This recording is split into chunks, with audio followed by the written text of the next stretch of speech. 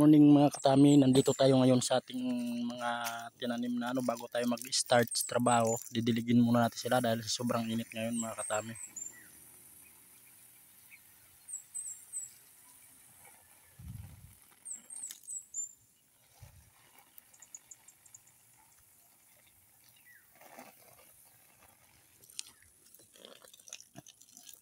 So at dito mga katami ay meron din tayo dito at didiligin din natin sila.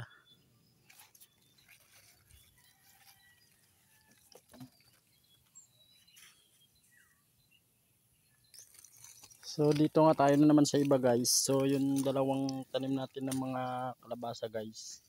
Ito siya. At dito na siya gumapang guys sa may sapa. Sa may mga nakatambak na mga bulok na kahoy. So ayan siya guys. Tapos yung isa ayan. So mukhang magsasalubong yung kanilang ano guys. Yung itong isa iiwas natin. Dito natin siya igapang sa may bandang taas. Para dalawa yung kanilang uwi. Ayan. So doon natin siya pataas guys. At ayan. At so yun yung dalawa sa kabila sa ano sa baba guys. So tuloy tayo sa pagdilig mga katams. Ayan. So alaga natin to guys kasi dito sa lugar na to ay mahal ang mga bilihin ng mga gulay. So naisipan natin magtanim. So akit tayo sa taas guys at may mga tanim pa tayo doon na kailangan diligan. So dala natin yung ating ano. Ayan hose ito. Ay naputol. So balikan natin guys. So tapos na nga tayo dito magdilig guys at hindi na natin ipinakita yung iba pa natin didiligan doon sa taas. So pupunta naman tayo doon sa kubo guys. Doon naman tayo magdilig.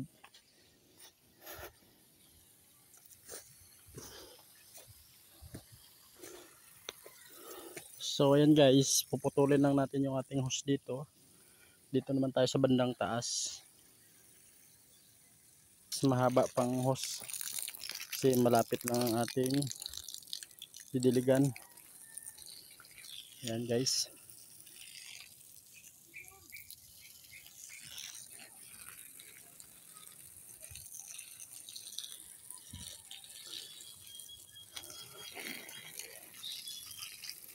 Ayan, kailangan kasi talaga dito mga katami ay masipag kang magdilig araw-araw kasi walang katubig-tubig tong lugar na to.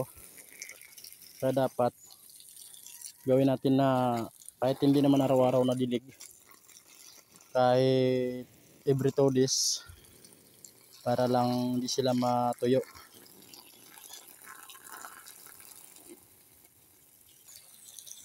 So every 2 days lang yung dilig natin dito guys dahil bago tayo mag-start ng trabaho, yung dilig muna natin yung ating mga tanim. Kasi buhay na sila, tsaka pa naman natin pabayaan. So dapat alagaan na natin. So ayan guys, oh, may tanim tayong saging doon sa malayo. Pero abot naman ng tubig, panuhan natin ng tubig.